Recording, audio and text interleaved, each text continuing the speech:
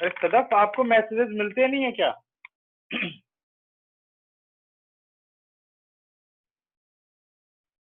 Hello Sadaf, yes आपको sir. Messages मिलते नहीं है क्या? सर मिला था कल वाला। अच्छा ठीक, ओके। तो अब बात कर रहे हैं बेटा ट्रिग्नोमेट्रिक फंक्शन की, काफी इंपॉर्टेंट टॉपिक है और 11th क्लास में इस टॉपिक को एक डिफिकल्ट टॉपिक भी बोल सकते हैं कि भाई बाकी सभी टॉपिक से ही एक डिफिकल्ट टॉपिक है। ठीक है, 10th की ट्रिग्नोमेट्री से हमें आगे पढ़ना शुरू करना है, क्योंकि इसमें देखो एक नई चीज ऐड हुई है। वहां हमने पढ़ा था ट्रिग्नोमेट्रिक आइडेंटिटीज, और यहाँ क्या कह रहे हैं? Trigonometric function. ट्रिग्नोमेट्री के बारे में हम पहले ही जानते हैं कि ट्रिग्नोमेट्री किस लिए यूज होती है। हाइट एंड डिस्टेंस में ट्रिग्नोमेट्री का इस्तेमाल होता है कि भाई किसी भी बिल्डिंग की हाइट निकालनी हो, distance between person and building निकालना हो। ठीक है, हाइट हाइट्स जो राइज होती हैं उसमें उसकी हाइट निकालनी हो कि भाई कितनी ऊंचाई है, तो इन सब कामों के लिए ट्रिग्नोमेट्री का इस्तेमाल किया जाता है। ठीक है, और जितने भी राडार सिस्टम हैं जिसकी वजह से एरोप्लेन चलते हैं, ठीक है, और सोनार सिस्टम्स हैं, सब में ट्रिग्नोमेट्री का इस्तेमाल होता है। ठीक है, एयरफोर्स, मिसाइल्स, जितना भी ये सारी चीजें कैलकुलेट करने के लिए बनी है, मतलब वो सब के सब बिना ट्रिग्नोमेट्री के पॉसिबल नहीं है। जब किसी का डिस्टेंस पता लगाना हो, ऑब्जेक्ट की लोकेशन पता लगानी हो, ठीक है, और काफी हाई ऑल्टीट्यूड को नापना हो, तो इन सब के लिए हमें ट्रिग्नोमेट्री की जरूरत पड़ती है। ठीक है, अब हम पढ़ने चल रहे हैं ट्रिग्नोमेट्रिक फंक्शन। ट्रिग्नोमेट्री के बारे में इंट्रोडक्शन क्लियर हो गया, और फंक्शन ऑलरेडी हम सेकंड चैप्टर में कर चुके हैं। तो यानी टाइप ऑफ फंक्शन में हम एक और टाइप जोड़ सकते हैं, ट्रिग्नोमेट्रिक फंक्शन। तो वहां पर इसको नहीं लिखा गया, जबकि वहां पर भी वो जब हमने कहा टाइप ऑफ फंक्शन, तो उसमें एक ब्रांच ये भी होनी चाहिए। बट क्या हुआ कि इस पे स्पेशली चैप्टर ही बना हुआ है, तो इसलिए वहां पे नहीं लिखा गया। जबकि आप कोई रिफ्रेशर वगैरह उठाओगे तो उसमें बहुत सारे फंक्शंस लिख देगा एक ही साथ जितने होते हैं, बट वो एक बार में नहीं समझ में आएंगे। जब आप सारे पढ़ डालोगे तब आप उस बुक को पढ़ोगे तो आपको पता होगा कि ये कौन कौन से फंक्शन के बारे में बात कर रहा है। ठीक है, ट्रिग्नोमेट्री के दो पार्ट हैं, ट्रिगोन और मैट्रिक या मैट्रॉन। तो जो ट्रिग्नोमेट्री में ट्रिगो है, ये सेंस देता है ट्राइंगल, और मैट्रॉन जो सेंस है वो सेंस देता है मेजरमेंट। तो trigonometry is what? It is a measure of triangle and their angle and sides. ठीक है, अब उसी की हेल्प से बहुत सारी एप्लीकेशंस बन जाती हैं जिसका हम यूज करते हैं। ठीक है ना, तो अब हम बात करने चल रहे हैं ट्रिग्नोमेट्रिक फंक्शन में। सबसे पहले बात करते हैं एंगल की, कि भाई ट्रिग्नोमेट्री में बिना एंगल के ट्रिग्नोमेट्री का कोई रोल नहीं है। उससे पहले एक चीज और समझ लेते हैं, ट्रिग्नोमेट्रिक रेशियोज। वैसे तो 10th में पढ़ चुके हैं इसलिए मैं पहले हेडिंग नहीं कर रहा था, बट स्टार्ट कर लेते हैं इनिशियल से। ट्रिग्नोमेट्रिक रेशियोज, जिनको इन शॉर्ट बोला जाता है टी रेशियोज। ट्रिग्नोमेट्रिक रेशियोज, और इन शॉर्ट इन्हें बोला जाता है टी रेशियोज। अब ये ट्रिग्नोमेट्रिक रेशियोज क्या है? Sine, cosine, tangent, cotangent, secant and cosecant. There are 6 T ratios, 6 trigonometric ratios, और शॉर्ट में हम इन्हें कहते हैं, ये सब हम 10th में पढ़ चुके हैं बेटा, sine, cos, tan, cot, sec and cosec. लेकिन ये हमें कोई भी मीनिंगफुल वैल्यू तब देते हैं, ठीक है, ये हमें कोई भी मीनिंगफुल वैल्यू तभी देते हैं जब इनके साथ एक एंगल अटैच होता है। ठीक है, 10th में हमने पढ़ा था 10th में एंगल कैसे अटैच हुआ था। 10th में हमने राइट एंगल ट्राइंगल से सॉल्व किए थे सारे एंगल। लेकिन अब 11th क्लास में कोई जरूरी नहीं कि राइट एंगल ट्राइंगल ही हो, ठीक है। एनी ट्राइंगल को हम सिंप्लीफाई कर सकते हैं बाय यूजिंग टी रेशियो, वो हम आगे पढ़ेंगे, ठीक है। तो इसमें सबसे इंपॉर्टेंट पार्ट किसका है, एंगल का है। जैसे 10th क्लास में तो हम 0 से लेकर के 90 डिग्री तक के एंगल पे रिस्ट्रिक्टेड थे कि भाई इससे ज्यादा हम नहीं पढ़ सकते, लेकिन अब एंगल की रेंज बढ़ेगी, ठीक है। वो 220 डिग्री भी हो सकता है, 150 डिग्री भी हो सकता है, 170 डिग्री भी हो सकता है, मतलब मोर देन 90 से हमें आगे बढ़ना है, ठीक है। तो अब पहले समझना होगा कि एंगल क्या है। Angle is what? Angle is a rotation of initial position to terminal position, ठीक है। जैसे अगर आप बात करो तो सबसे पहले जो एंगल की जो एक एंगल या एंगल में जो एक रे है उसकी एक फिक्स पोजीशन है जिसको कि आप बोलते हो इनिशियल पोजीशन है, जैसे ये इनिशियल है। उसके बाद क्या करता है, वो अपने इनिशियल पोजीशन से रोटेट होता है, ठीक है। रे क्या करती है, इनिशियल पोजीशन से रोटेट होना शुरू करती है। इस रोटेशन की दो डायरेक्शन है, एक डायरेक्शन है एंटी क्लॉकवाइज, ऐसे देखो क्लॉक की उल्टी दिशा में चल रहे हो आप, और दूसरी रोटेशन है, मान लो इनिशियल अब ये है तो ये है क्लॉकवाइज, ये देखो। तो जितना क्वांटिटी ऑफ रोटेशन एक रे करती है अपनी इनिशियल से टर्मिनल पोजीशन तक या फाइनल पोजीशन तक, उसी क्वांटिटी को आप कहते हो एंगल। उस क्वांटिटी को क्या कहते हैं, एंगल, ठीक है। तो ये अपने पास कोई भी एक रे है, रे ओ ए, रे के बारे में सभी जानते हो, रे has one fix point and other is infinity, कोई फिक्स पॉइंट नहीं है। तो अब ये रे ओ ए की जो इनिशियल पोजीशन है उसको हम बोलते हैं इनिशियल साइड। क्या बोलते हैं, इनिशियल साइड। अब ये एंटी क्लॉकवाइज रोटेट हो रही है और एक पोजीशन पर आ रही है, तो quantity of rotation measure angle. तो ये वाली पोजीशन कौन सी है, आफ्टर रोटेशन, तो इसको आप बोलते हो टर्मिनल साइड, यानी ये टर्मिनल पोजीशन है।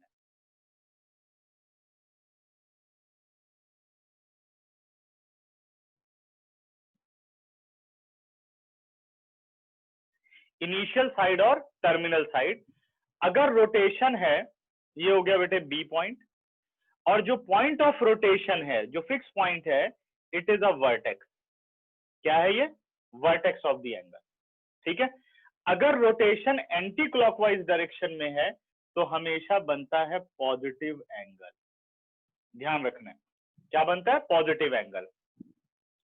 अब नेक्स्ट पे आ जाते हैं। ये अपने पास इनिशियल रो ओ ए है और इसकी रोटेशन अब है क्लॉकवाइज डायरेक्शन में, ऐसे घड़ी की दिशा में क्लॉकवाइज डायरेक्शन। तो जो फिक्स पोजीशन थी या जो उसकी पहली पोजीशन थी, अब क्या बन गई, वो बन गई इनिशियल साइड, और ये हो गई अपने पास terminal side. And O is what, O is a vertex, ठीक है। The quantity of rotation is the measure of an angle, angle A O B और एंगल ए ओ बी। लेकिन जब ये क्लॉकवाइज रोटेट करता है तो बनता है नेगेटिव एंगल, पॉजिटिव एंगल और नेगेटिव एंगल, ठीक है। फॉर एग्जाम्पल,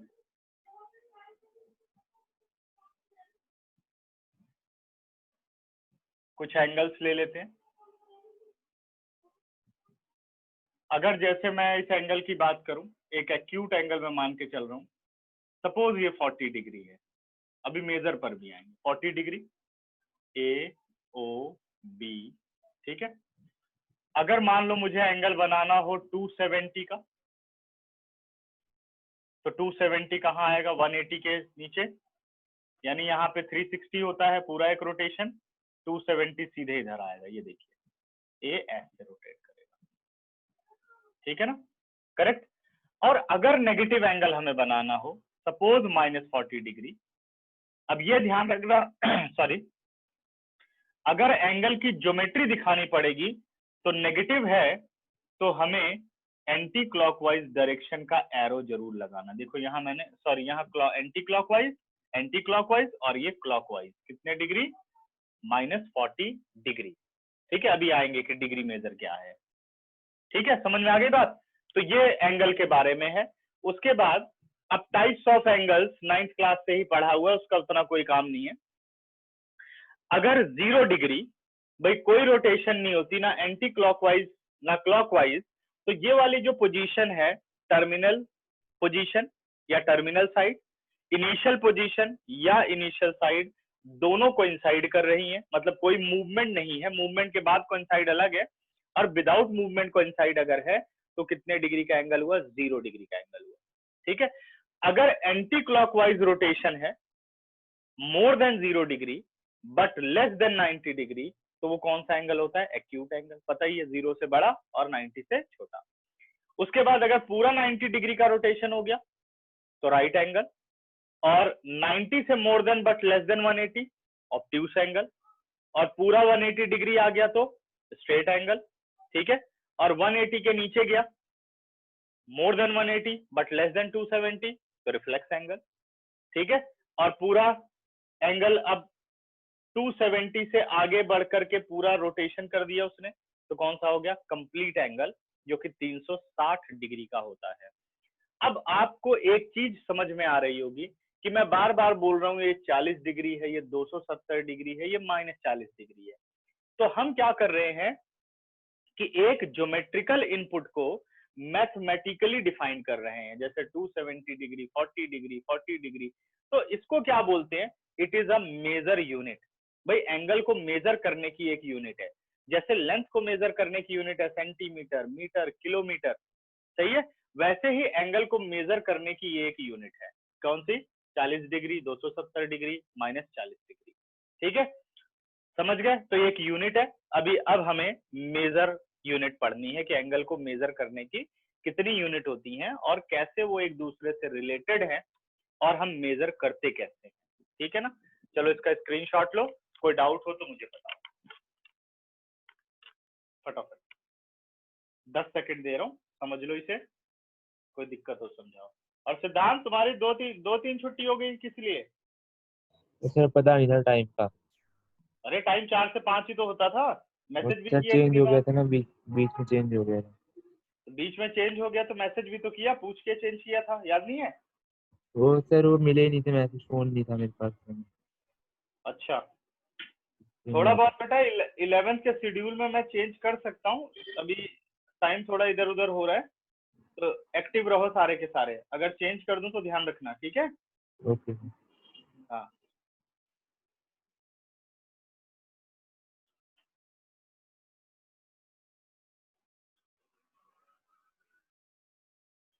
हो गया बच्चों, चले आगे, अब बढ़ते हैं नेक्स्ट।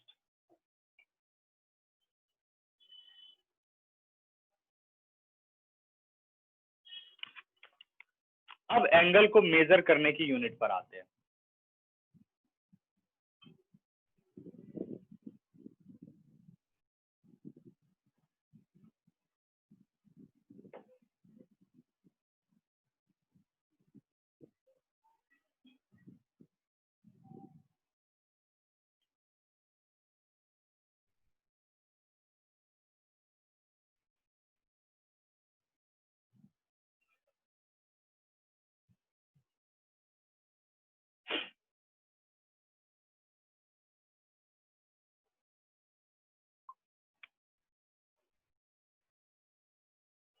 ठीक है, मेजरिंग एंगल।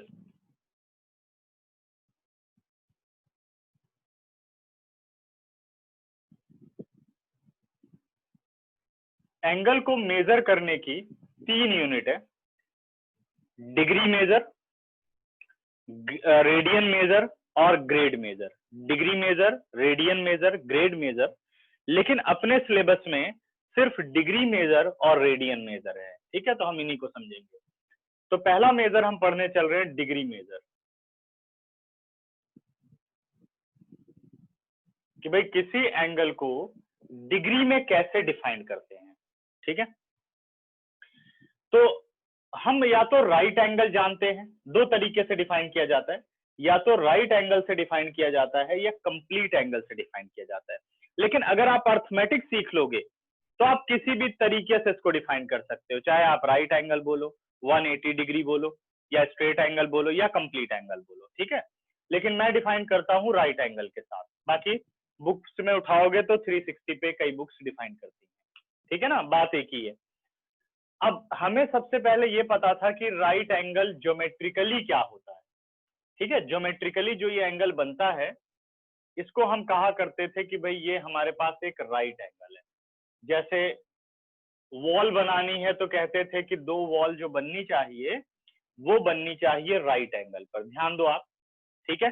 वॉल जब भी आप देखो, जहां आप बैठे हो अपने घर की चार दीवारों को देखो तो चारों दीवार फर्श पर 90 डिग्री का एंगल बनाती हैं। तो अब मैं डिग्री शब्द नहीं इस्तेमाल करूंगा, वो राइट एंगल बनाती हैं। समझ गए क्या बनाती हैं? Right angle. अब राइट एंगल की जरूरत क्यों है? तो तुम लोगों ने पढ़ा होगा साइंस के अंदर कि अगर हम वेट को सर पर उठाते हैं, याद है, तो वर्क डन क्या होता है? कोई बताएगा? 0 होता है ना, कोई फर्क नहीं पड़ता। सही है ऐसा, है ना। तो अब क्या होता है कि दीवारों को 90 डिग्री बनाते हैं, फिर उसके ऊपर बहुत भारी छत भी डालते हैं। अगर आप दीवार को 90 डिग्री पर नहीं बनाओगे, दीवार 90 से यानी अगर आप ऑब्ट्यूस एंगल पर बनाओगे, अब आप छत डालोगे तो वो ऐसे बिखर जाएगी, और अगर ऐसे बनाओगे फिर छत डालोगे तो वो ऐसे हो जाएगी। लेकिन 90 डिग्री पर क्या रहता है कि वो स्टैंड रहती है। सही है, क्लियर है। तो अब राइट एंगल पर दीवार बनाने के लिए, जैसे हमें मान लो डिग्री मेजर नहीं पता, तो इंजीनियर्स ने क्या किया, इंजीनियर्स ने एक इंस्ट्रूमेंट बनाया। अब की बार घर में अगर तुम लोगों के घर में मजदूर मिस्त्री आते हैं तो ध्यान देना वो कैसे काम करते हैं, ठीक है। तो उनके हाथ में एक ऐसे लट्टू पकड़ा देते हैं, ऐसे, ये इस तरीके से, ठीक है। और भी शेप हो सकती, गोल भी हो सकता है, बट रहेगा 90 के ऐसे आर्क सी बनी रहेगी। ये दोनों लगभग सेम रहेंगे, ये ऐसे, इधर से ये और इधर से ये, जो भी आता हो 50-60 रुपए का, ठीक। अभी इसकी कॉस्ट पर नहीं जाएंगे, इसकी वैल्यू पर जाएंगे। कुछ ऐसे बना देता है, ठीक है। अब मजदूर को यह सिखाया जाता है कि भाई तूने जब ईंट लगानी है तो ये दोनों टच होने चाहिए। जैसे ऐसे दीवार बना रहे हो आप, आपने दीवार बनाई ऐसे, ठीक है। मेरी दीवार तो खैर टेढ़ी बन रही है, मजदूर सीधी बना लेगा। ये ऐसे आपने दीवार बनाई, ये देखिए। अभी आपको और ऊपर जाना है, ठीक है।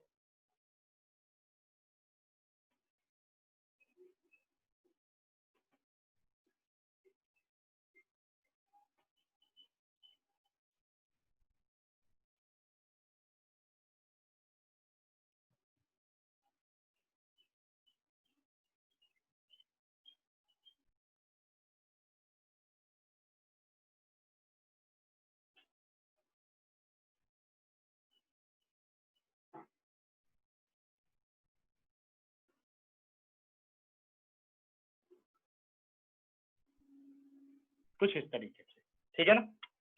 ऐसे उसको कहते हैं कि भाई तूने दीवार जब बनानी है तो इसको लगाना है पहले, उसके बाद ईंट को इसके साथ ऐसे सटा सटा के बनाते चले जाना, ठीक है। अब दीवार बहुत बड़ी है, बट ये लट्टू में थोड़ा थ्रेड होता है, जैसे थोड़ी सी बना लेता है, आधी दीवार हो जाती है, फिर रुक जाता है, वो सूख जाती है, फिर अगले दिन आता है, फिर उसको लपेटता है, उस पर रखता है, फिर आगे बनाना शुरू करता है। कभी भी ध्यान देना, तो वो एक दिन के अंदर पूरी 11 फीट की वॉल कभी नहीं बनाता, समझ गए। क्योंकि वो एक दिन के अंदर 11 फीट की वॉल नहीं बना सकता। सबसे पहले वो 5 बनाएगा या 4 बनाएगा, फिर अगले दिन बनाएगा, क्योंकि तब तक वो सॉलिड हो जाएगी, फिर इसी पैटर्न को आगे वो फॉलो करेगा। अब क्या करेगा, इस लट्टू को लाएगा यहाँ पर और थ्रेड को ले जाएगा आगे, फिर उसको ऐसे रखना शुरू करेगा, समझ गए? तो ऐसा करने से क्या होता है कि इन दोनों के बीच का जो एंगल है, ध्यान दो, ये देखो, ये 90 डिग्री का है, ये अपने आप बनती चली जाती है। मजदूर को ये नहीं पता कि मैं 90 डिग्री पर काम कर रहा हूं। ठीक है, अब सोचो कि मैथमेटिक्स कितनी इंपॉर्टेंट है कि उसने 60 या 70 रुपए में इतना बड़ा काम कर दिया, जो कि बिना इसके घर बनाना पॉसिबल ही नहीं है, कोई नहीं बना सकता घर। समझ गए? तो देखो क्या कमाल का इंस्ट्रूमेंट है। तो ये है अपना भाई मेजर करना एंगल, तो इसलिए हमें डिग्री चाहिए। अब इंजीनियर तो उसमें पड़ेगा ना कि मेरे को 90 डिग्री बनाना है, और मजदूर को क्या करना है, उसको लेमैन की भाषा में समझा देना है कि भाई तूने ये ऐसे ऐसे काम करना है, वो समझ गया, करने लग जाएगा काम। ठीक है ना? तो अब क्या हुआ कि हमें पता था राइट एंगल है। एक राइट एंगल को मैथमेटिकली डिफाइन करने के लिए कहा गया कि अगर एक राइट एंगल के 90 स्मॉल इक्वल पार्ट्स आप करते हो, ऐसे, ठीक है, 90 तो नहीं होंगे बट समझ लो कि 90 है, तो ये 90 स्मॉल पार्ट हो गए इस तरीके से। और हर एक स्मॉल पार्ट को जो सिंबल दिया गया, कहा गया कि ये 1 डिग्री है। क्या कहा गया? 1 डिग्री है। तो 1 degree is equal to 1/90th part of a right angle. That is, अगर हम सिंबल में बात करें तो हम कहेंगे 1 degree is equal to 1/90th part of a right angle. ठीक है, समझ गए? डिनोट किससे किया हमने? 1 डिग्री से। जब आप इसी 1 डिग्री के 60 ऐसे छोटे पार्ट बना दोगे, ठीक है, तो 1 minute is equal to 1/60th part of 1 degree. ठीक है, 1/60th पार्ट ऑफ 1 डिग्री। जैसे सेंटीमीटर होता है ना, 1 मीटर में कितने सेंटीमीटर? 100 सेंटीमीटर। तो यानी 1 मीटर का 1/100 पार्ट क्या होगा? 1 सेंटीमीटर होगा। दैट इज, हम बोल सकते हैं कि 1 degree is equal to 60 minute, और 1 minute is equal to 1/60 degree, और 1 minute is equal to 1/60th part of 1 degree. ठीक है, इसके बाद आता है कि जब आप इस 1 मिनट के भी 60 छोटे पार्ट बना देते हो, और स्मॉल में आप चले गए, तो उसे कहते हैं हम second. 1 second is equal to 1/60th part of 1 minute. 1/60th part of 1 minute. That is 1 second, ये इसका सिंबल है, is equal to 1/60th part of 1 minute. और कह सकते हैं बेटा 1 minute is equal to 60 second. This is the measure of degree of a angle. तो angle की सबसे स्मॉलेस्ट यूनिट कौन सी है? सेकेंड। ठीक है, तो जब आप इसको सॉल्यूशन करते जाओगे तो मिनिमम से मिनिमम आप इसको निकाल सकते हो सेकेंड की यूनिट। डन? ठीक है, अब बढ़ते हैं आगे। इसके बाद दूसरा मेजर है अपने पास radian major. Radian major,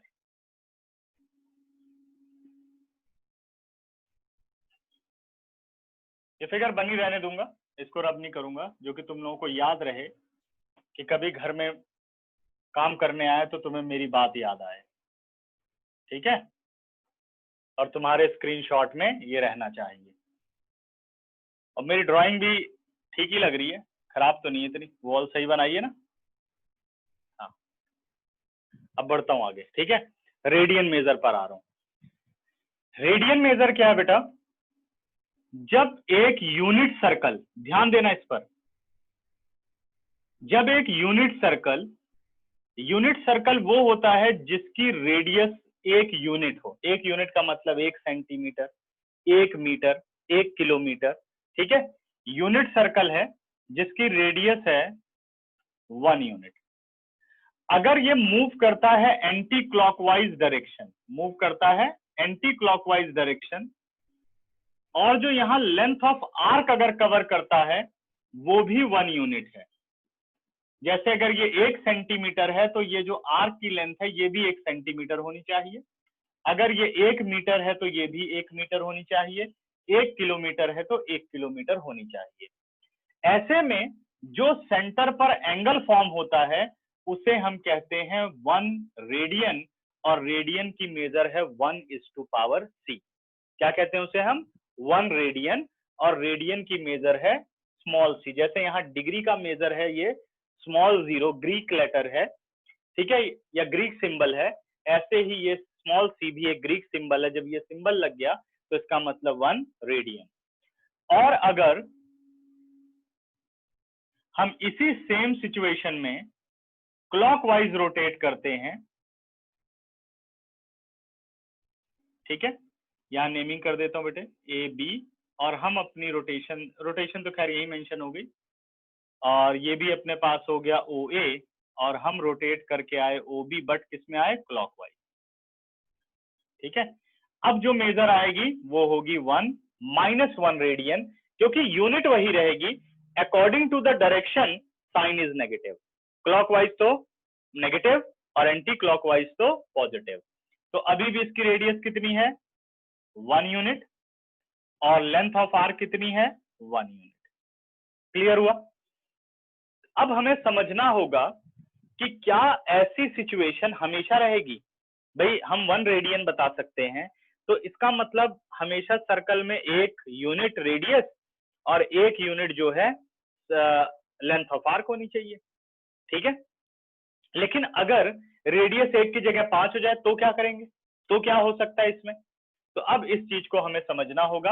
if radius is are,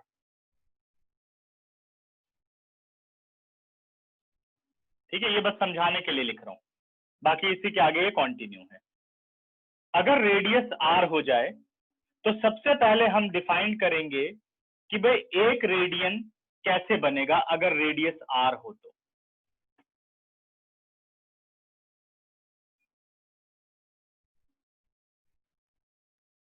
ठीक है, एंटी क्लॉकवाइज पे ही हम डिस्कस कर रहे हैं। तो 1 रेडियन अगर आपको बनाना है तो जितनी रेडियस है उतनी ही लेंथ ऑफ आर्क आपको कवर करनी पड़ेगी, तब ये बनेगा 1 रेडियन। क्लियर बच्चों? सही है ना? ध्यान देना अभी इस बात पर। अगर मुझे 1 रेडियन बनाना है तो अपने पास कितना आ गया?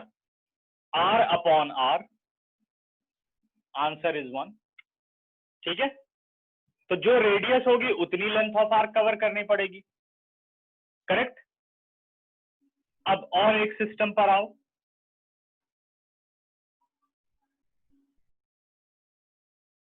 अगर मान लो रेडियस तो अपने पास 1 यूनिट है, रेडियस अपने पास कितनी है? 1 यूनिट है, और पहले हमने लेंथ ऑफ आर्क भी कवर की 1 यूनिट, तो कितना एंगल बना? 1 रेडियन। हम क्या करते हैं कि एक और यूनिट कवर करते हैं, मतलब लेंथ ऑफ आर्क फिर से हमने 1 यूनिट कवर की। अब यहां एंगल कितना बना? 1 रेडियन। आप ध्यान दो, तो अगर आप ए बी सी और ये पॉइंट ओ है, अगर सीधे ए से सी आप जाओ तो आपने कितना डिस्टेंस कवर किया? 2 यूनिट। सही है, कितना कवर किया? 2 यूनिट। और अगर मैं बात करूं यहां रेडियस की, सॉरी एंगल की, तो 1 रेडियन एंगल कितना बना? 2 रेडियन। इसी तरीके से मैं एक और रेडियन कवर करता हूं। देखो क्या रेडियस में कोई चेंज आ रहा है? रेडियस तो 1 यूनिट फिक्स है, फिर ये हम पहुंच गए 1 रेडियन, 1 यूनिट। ध्यान देना। अब आपने डिस्टेंस कवर कर लिया 3 यूनिट, तो सेंटर पर एंगल कितना बना? 1 2 3। इसका मतलब अगर आप ध्यान दो तो जो एंगल की फॉर्मेशन है वो किस बात पे डिपेंड कर रही है, वो है कि आप कितने टाइम्स जो आर्क है उसको कवर कर रहे हो। अगर आप आर्क को 3 से मल्टीप्लाई कर दो यहाँ पर 3r को, तो आपको 3 रेडियन मिलेगा। देखो 1 यूनिट था, अब इस 1 यूनिट अपॉन 1 r करके 1 कर दिया। अगर आप इस रेडियन मेजर को बढ़ाना चाहते हो कि भाई क्या एंगल बनेगा, अगर आपने कह दिया इसे 2r तो कट के 2 रेडियन, इसे आपने कर दिया 3r तो कट के 3 रेडियन, यानी जो डिपेंड करता है सेंट्रल का एंगल वो रेडियस पर नहीं है, वो लेंथ ऑफ आर्क पर डायरेक्टली प्रोपोर्शनल है। समझ गए?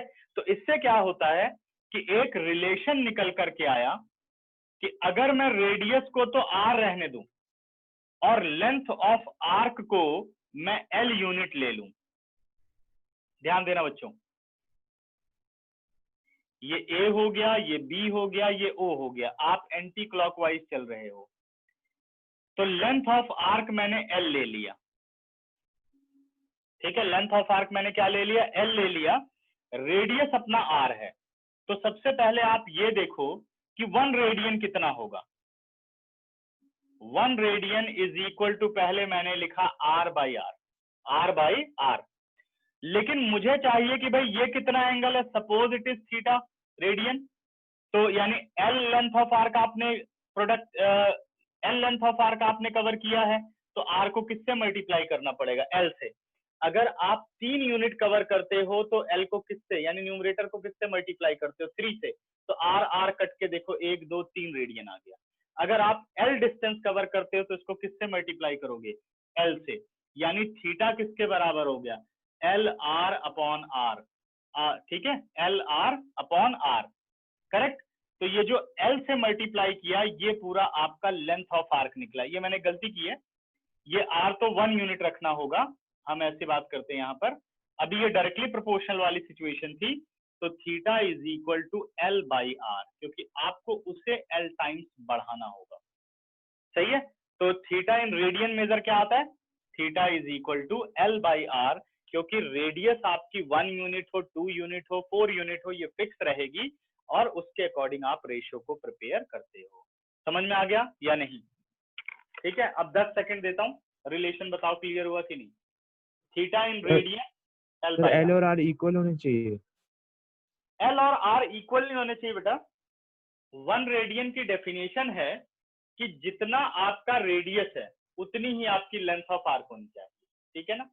लेकिन अब क्या है कि लेंथ ऑफ आर्क जो है रेडियस के बराबर नहीं है। वो ऐसे हो आप, जैसे 1 यूनिट है तो आप देखो न्यूमरेटर को किससे मल्टीप्लाई करना पड़ेगा, r बाई r 1 हो गया, लेकिन मुझे चाहिए 1 2 3 रेडियन, एंगल कितना बन रहा है 3 रेडियन, तो कितना लेंथ आप चले हो 3, तो 1 को किससे मल्टीप्लाई कर दोगे 3 से, तो ये आ गया 3 upon 1, answer is what 3 radian.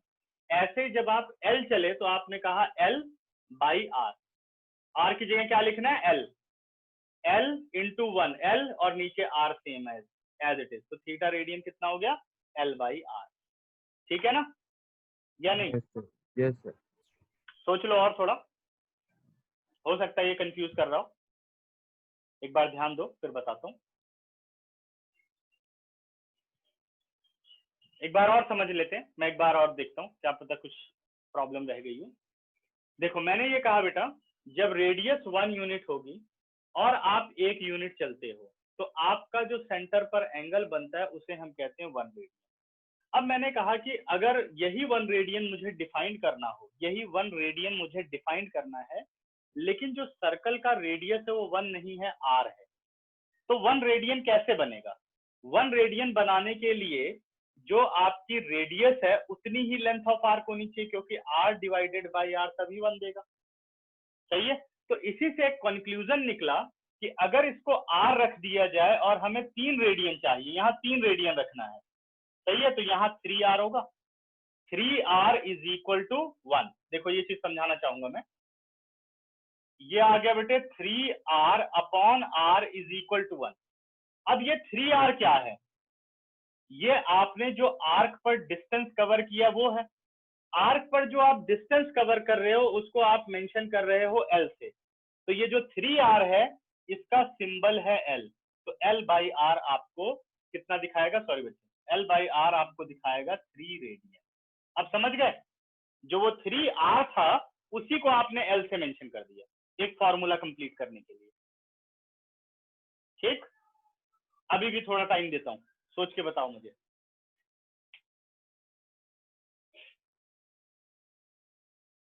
जी बच्चे, किसी का डाउट?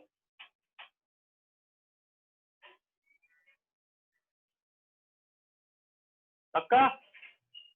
चलो हैंड रेज करो, किसको किसको क्लियर हो गया। सर जी बेटा।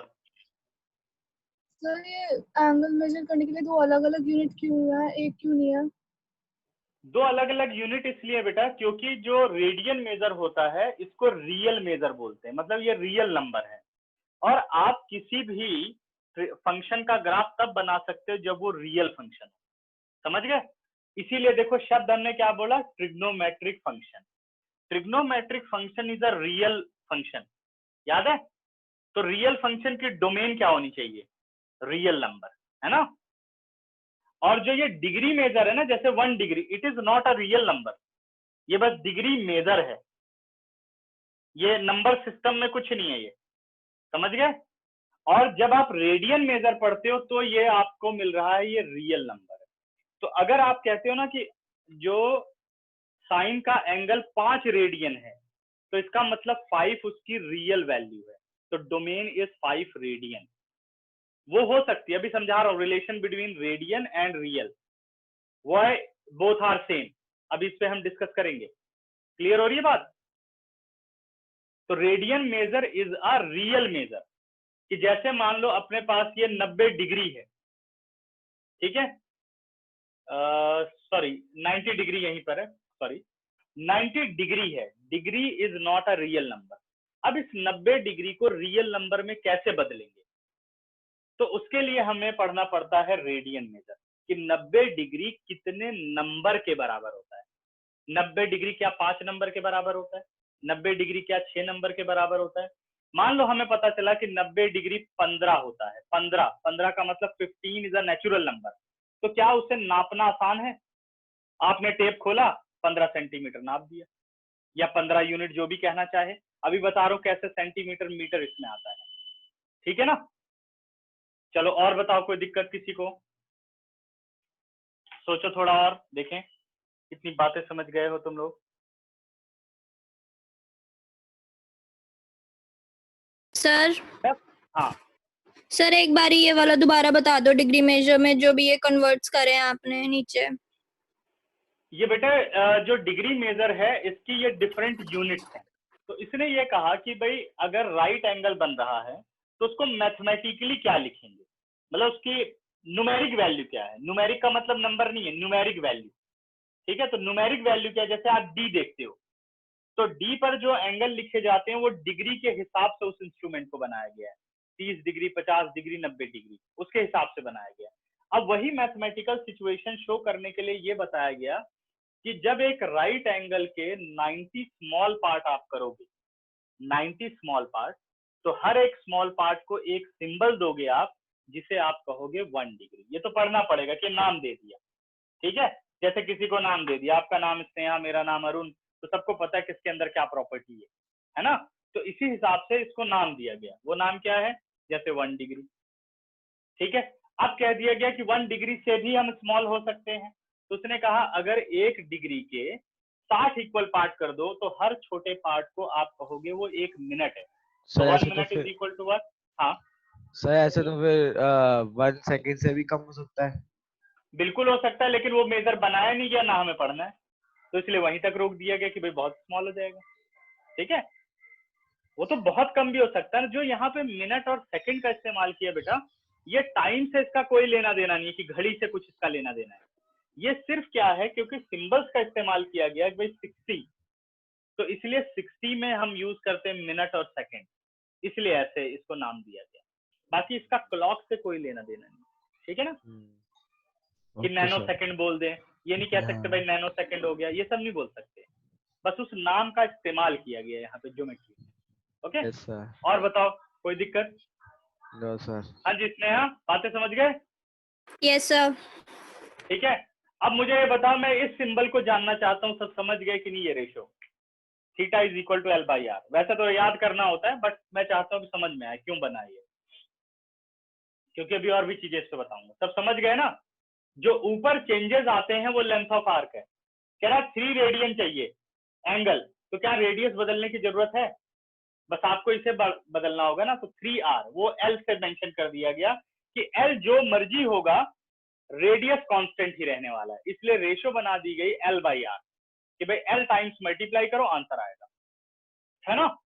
ठीक है ना? अब बढ़ता हूं मैं आगे। इसके बाद अब आओ relation between radian and degree measure, या सबसे पहले टॉपिक हम करेंगे कि भाई एक रेडियन मेजर को रियल मेजर क्यों बोला जाता है, एक रेडियन मेजर को रियल मेजर क्यों बोला जाता है, इस पे बात करेंगे।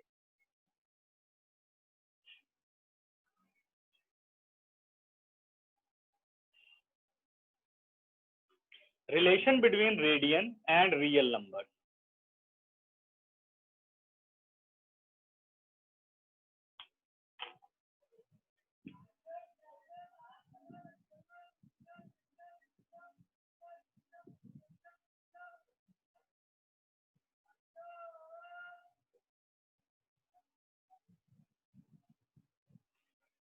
अब हम एक अपना सर्कुलर मेजर लेते हैं,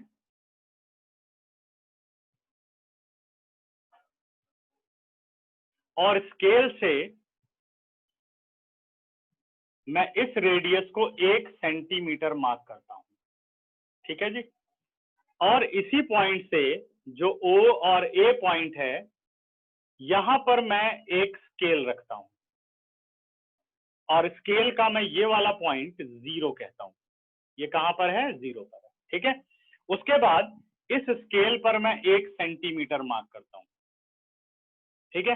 मैं ये चाहूंगा कि तुम लोग प्रैक्टिकल करोगे इसका घर पर, एक सर्कल काटोगे, ठीक है, 1 सेंटीमीटर रेडियस का, और या 5 सेंटीमीटर रेडियस का, जो भी है, और ऐसे ही एक थ्रेड लोगे, ठीक है ना। अभी बताऊंगा क्या करना है। 1 सेंटीमीटर, ये हो गया 2 सेंटीमीटर।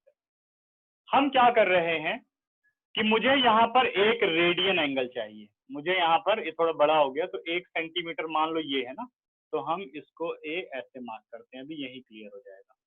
1 सेंटीमीटर यहाँ आएगा, ध्यान देना, ये 1 सेंटीमीटर हो गया, ठीक है ना। तो हमने क्या समझा कि अगर मुझे एक रेडियन बनाना है, डेफिनेशन ने क्या कहा, अगर आपको एक रेडियन बनाना है, ठीक है, तो हमें लेंथ ऑफ आर्क कितनी कवर करनी होगी? 1 सेंटीमीटर कवर करनी होगी। लेंथ ऑफ आर्क कितनी कवर करनी होगी? 1 सेंटीमीटर। तो जो सेंटर पर एंगल बनेगा वो 1 रेडियन बनेगा, सही है। अब आप देखो, आप O से B तक आ गए हो, जब आप ये थ्रेड लोगे जो कि ये 1 सेंटीमीटर है, सही है, और ये थ्रेड भी क्या है? 1 सेंटीमीटर है। अगर आप यहां से आर्क को काटोगे, अगर आप इस थ्रेड को ऐसे लाओ और इस पे मोड़ दो, तो ये वाला जो पॉइंट है ये आकर के बी पर ही टच करेगा। ऐसे थ्रेड लिया और मोड़ दिया, देखो अगर ये 1 सेंटीमीटर है बेटा, तो क्या ये और ये दोनों अनइक्वल होंगे? अगर ये 1 सेंटीमीटर है, ओबी भी लेंथ ऑफ आर्क 1 सेंटीमीटर है, तो क्या दोनों अलग बातें हैं? ये बात बताओ मुझे। हाँ जी, जो मैं ये बात कहना चाह रहा हूं कि ओबी की लेंथ हमने 1 सेंटीमीटर कवर की, ओए 1 सेंटीमीटर नापा हुआ धागा है, तो क्या ओए और ओबी कोइंसाइड नहीं करेंगे? अगर O1 और ओबी पे मैं इस ON को रख दूं घुमा के, तो ये कोइंसाइड करेगा कि नहीं? कौन मेरी बात से सहमत है? क्लियर है ना? यस देखो यही तो होता है जो सर्कुलर मेजर होता है। जैसे मान लो आप 5 सेंटीमीटर का धागा लो और उसे घुमा दो, तो सर्कल का सरकमफ्रेंस कितना हो जाएगा? 5 सेंटीमीटर। क्लियर है ना बात? यही बात है बेटे। अब देखो ये 1 रेडियन जो एंगल बना वो किसके बराबर है? क्या 1 सेंटीमीटर के बराबर नहीं है जो लेंथ ऑफ आर्क आपने कवर की? अगर आप ऐसे ही 2 सेंटीमीटर कवर करो तो कितने रेडियन एंगल बनेगा? 2। अब आपके पास 2 रेडियन एंगल बनेगा, समझ में आया? तो इसलिए जो 2 रेडियन है वो किसके बराबर हुआ? 2 सेंटीमीटर के बराबर हुआ। 1 रेडियन कितने के बराबर हुआ? 1 सेंटीमीटर के बराबर हुआ। Therefore radian measure is a real number. Radian measure is what? It is a real number. अगर कहते हो आप 5 यूनिट, तो 5 यूनिट कुछ भी हो सकता है, 5 सेंटीमीटर, 5 मीटर, 5 किलोमीटर, वो डिपेंड करता है। तो real measure and radian measure are same. कई बार क्वेश्चन आता है find the theta in real measure, तो समझ जाओ उसका रेडियन मेजर में आंसर करना है। ठीक है ना? अब बढ़ता हूं आगे। इसी कॉन्सेप्ट को लेते हुए अब हम आ रहे हैं relation between degree measure and radian major.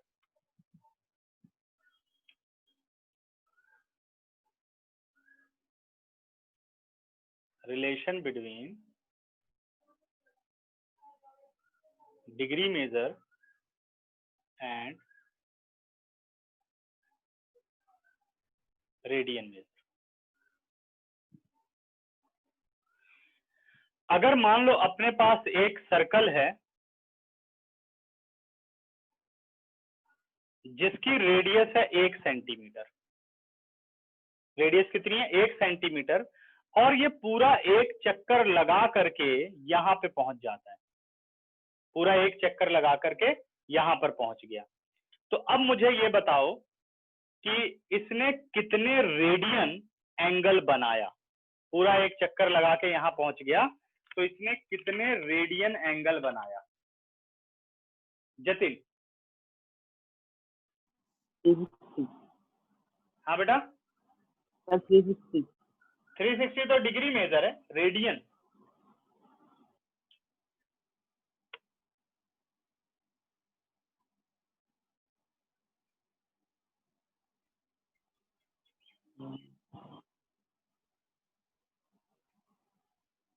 Sadaf.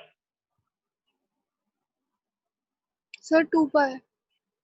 2 pi, very good.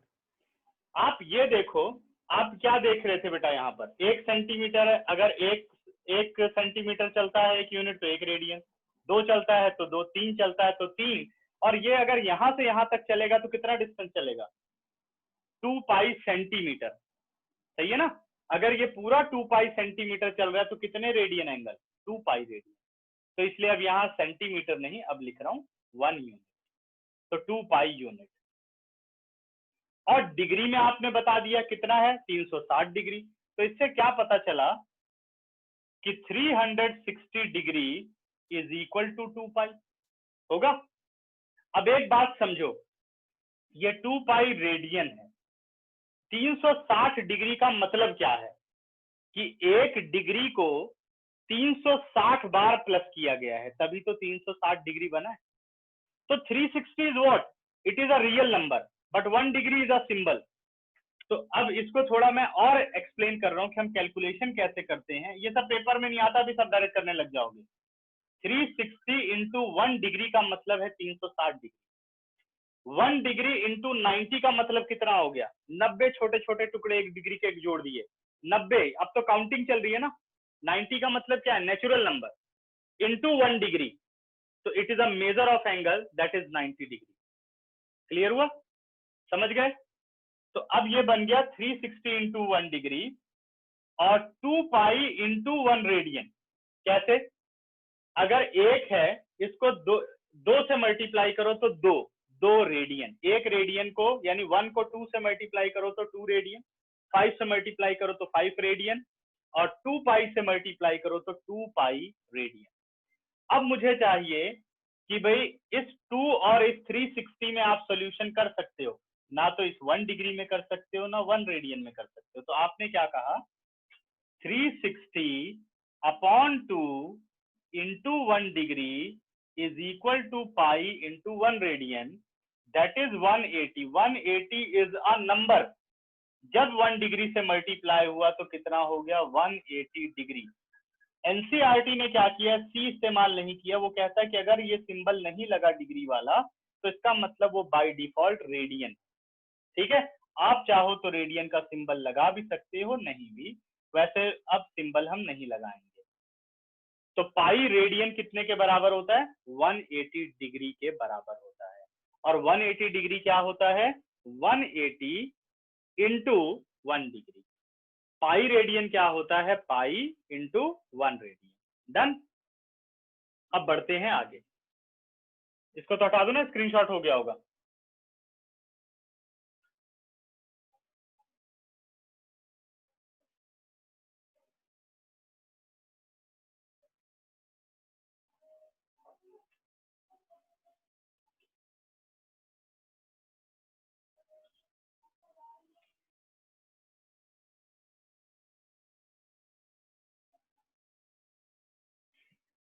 अब मुझे बदलना है डिग्री से रेडियन में और रेडियन से डिग्री में। तो मैंने लिखा 180 into 1 degree pi into 1 radian. अगर मुझे निकालना है 1 डिग्री तो ये होता है पाई बाई 180। नंबर सॉल्व हो रहे हैं और 1 रेडियन एज इट इज। अब ये एक नंबर बनेगा तो इसका आंसर हो गया पाई बाई 180 रेडियन। 1 डिग्री कितने के बराबर, पाई बाई 180 रेडियंस के बराबर। अब 1 रेडियन कितने के बराबर, 180 अपॉन पाई इंटू 1 डिग्री, जिसे कि लिख सकते हो 180 अपॉन पाई डिग्री। ये हो गया आपका 1 रेडियन। ठीक है, relation between degree measure and radian measure. अब स्पेशल कन्वर्जन जो हमने पढ़ी 10th क्लास में, अगर हमें मिला 0 डिग्री तो कह रहा बताओ कितने रेडियन होगा। अभी मैं इसको बिल्कुल स्टेप्स बाय स्टेप लिखूंगा, बाकी आपको जरूरत नहीं पड़ेगी। इसका मतलब है 0 इंटू 1 डिग्री, सही है। 1 degree is how many radians, 0 into 180 by pi into 1 radian,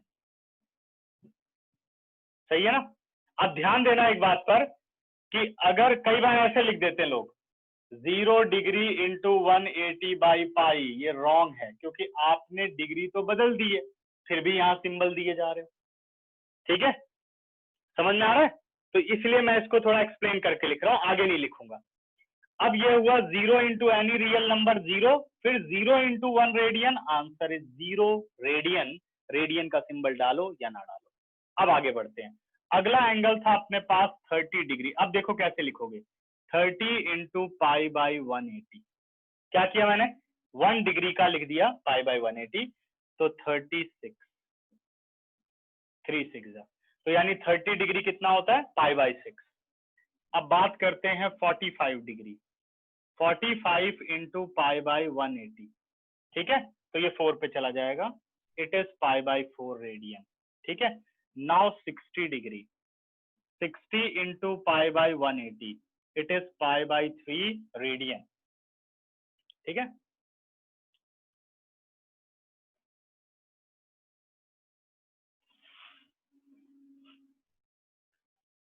next बच्चों, 60 डिग्री के बाद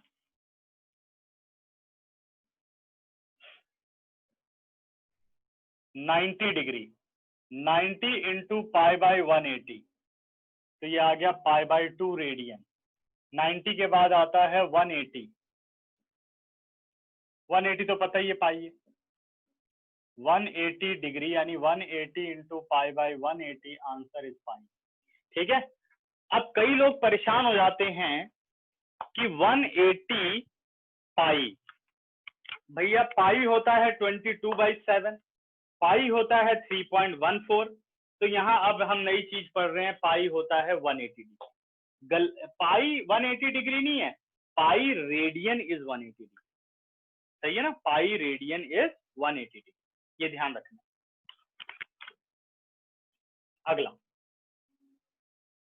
now 270 degree, 270 into pi by 180 which is 3 pi by 2, 360 degree, तो 360 इंटू पाई बाई 180, तो इट इज 2 पाई। इस तरीके से आपने स्टैंडर्ड एंगल का कन्वर्जन पढ़ लिया। 0 degree 0 radian, 30 degree pi by 6, 45 pi by 4, 60 pi by 3, 90 pi by 2, 180 पाई, 3 पाई 2 और 2 पाई, 360। अब एक आसान तरीका, रेक्टिफिकेशन, कह रहा है 30 डिग्री कितना होगा, तो आपने क्या करना है कि अगर आपको 30 डिग्री को कन्वर्ट करना है किसमें, रेडियन में, 30 डिग्री को किसमें कन्वर्ट करना है, रेडियन में, तो हम क्या समझेंगे कि सीधा आपका पाई कितना है, 180 डिग्री, ठीक है ना। पाई कितना है, एक मिनट, इसका शॉर्टकट अगर हमें बनाना है तो 30 पाई बाई 180, डिग्री कितना है, पाई बाई, नहीं इसका नहीं, वो रेडियन का, सॉरी, ठीक है, इसका शॉर्टकट नहीं। हाँ, ये अगर डायरेक्ट सब पता लगाना, सॉरी उल्टा हमने चलना कन्वर्ट, कि पाई बाई 6 कितने डिग्री है, तो इसका शॉर्टकट है पाई कितना होता है 180 डिग्री, 6 3 80, 45 कितना है 45 degree, pi by 4, pi 180 degree और कट कर दिए। ये रफ वर्क है इसका कि भाई रेडियन से डिग्री में कैसे कन्वर्ट करेंगे, बाकी अभी हम सॉल्व करते हैं, ठीक है। तो डिग्री से रेडियन समझ गया क्या करना है, क्लियर है सबको, कोई डाउट? सर हाँ सदर बोलो। सर मेरी क्लास है अभी 2 बजे। कितने बजे? अरे हमेशा क्लास ही रहती, क्या बात है, इसीलिए तो मैंने आज 1 बजे रख दी, पहले तो 4 बजे होती थी, 5। नहीं सर, अभी मेरी फिजिक्स की बैकअप क्लास है चैप्टर 2 की। अच्छा, चलो कोई बात नहीं है, कंप्लीट कर दो पहले, थोड़ा देखो अभी तो है ना टाइम, 2 बज गए क्या? Yes sir. ठीक है, करेक्ट, एक कन्वर्ट कर दूं उसके बाद छुट्टी करूंगा। ये हटा रहा हूं बच्चों, स्क्रीनशॉट ले लो इसका 2 मिनट में।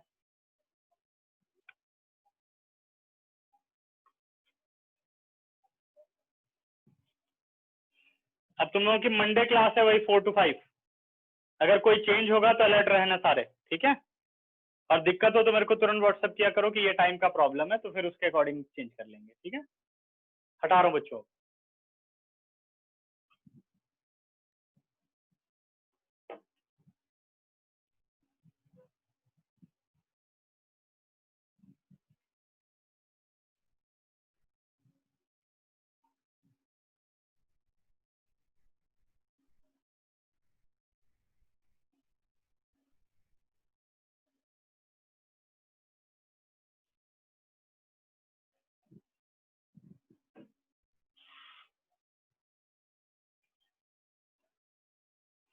अब आ जाओ बच्चों,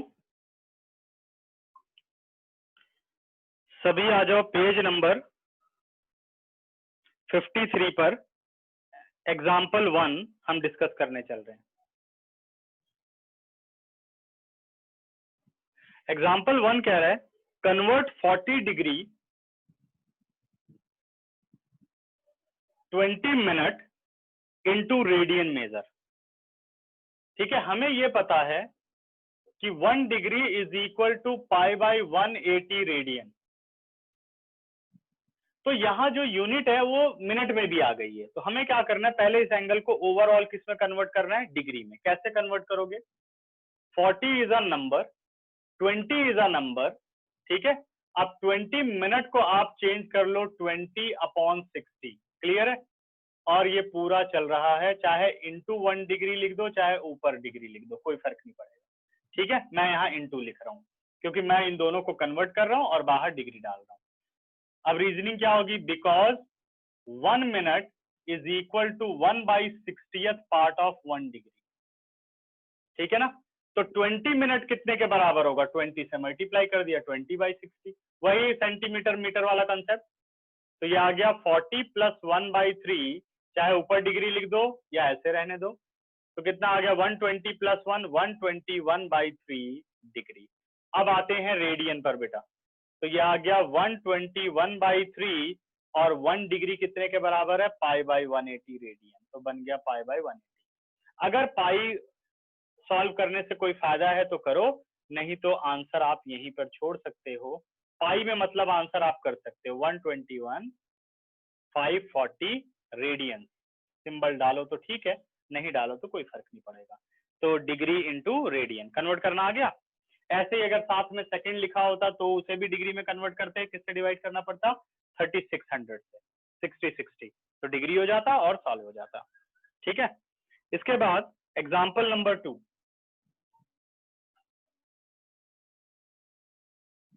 एग्जाम्पल नंबर 2 कह रहा है convert 6 radian into degree major.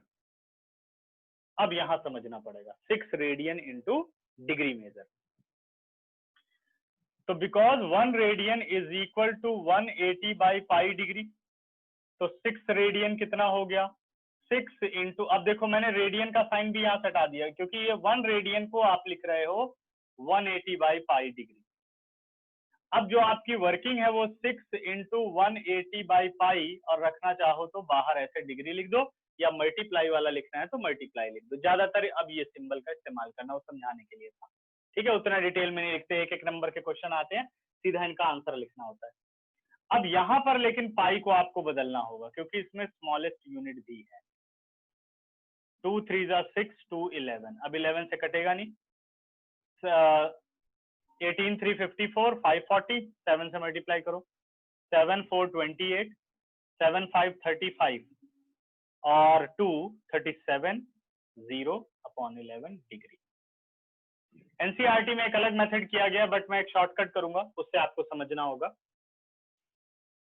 3780 को आप 11 से करो डिवाइड प्रॉपरली, ठीक है, डिग्री है, अभी डिग्री में चल रहा है। 11 3 33, 4 8 आ गया, 11 4 44, 40, 11 3 33, कितना आ गया 7। अब जो आपका क्वेश्चन बचा, ये रफ फिगर है बेटा, मतलब रफ वर्किंग है, 343 डिग्री, और जो रिमाइंडर बचा है ये भी डिग्री में बचा है। अब आप इस 7 डिग्री को पहले मिनट में कन्वर्ट करोगे, ठीक है। तो 7 इंटू 60 420, अब मिनट में वर्किंग हो रही है, मिनट है। 11 3 33, 12 आउट ऑफ 3 कितना हो गया 9, और फिर आ गया 0, 11 8 88। अब जो आपका रिमाइंडर बचा वो मिनट में, और क्वेश्चन जो बचा वो मिनट में।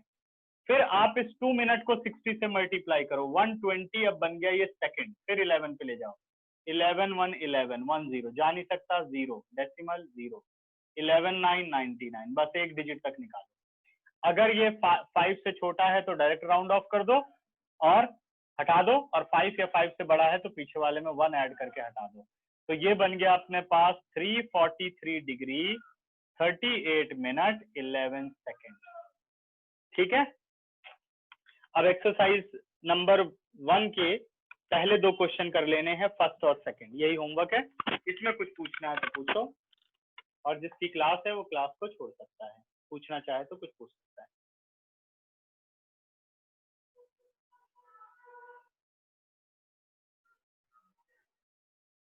सर मैं लीव कर दूं क्लास? हाँ लीव कर सकते हैं, ठीक है। सबको क्लियर हो गया, पूछना तो नहीं कुछ? चलो फिर बाय बाय, इसका स्क्रीनशॉट ले लो, बाय बच्चों।